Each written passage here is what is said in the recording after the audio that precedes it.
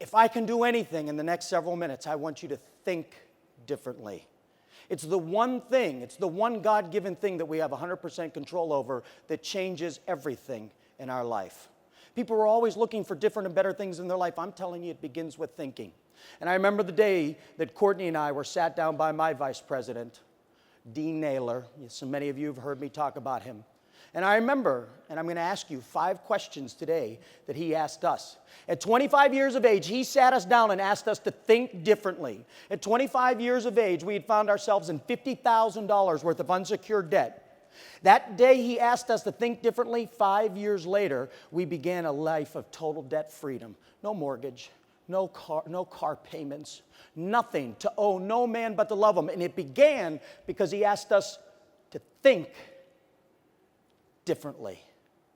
And that's what I want to try to do here today. Dean Naylor said, you know, often people will tell you, well, you just got to work harder, right?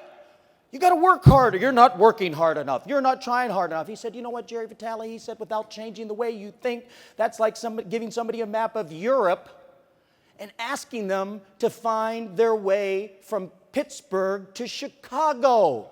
They can work as hard as they want to work. They can drive around, but they're never going to land there.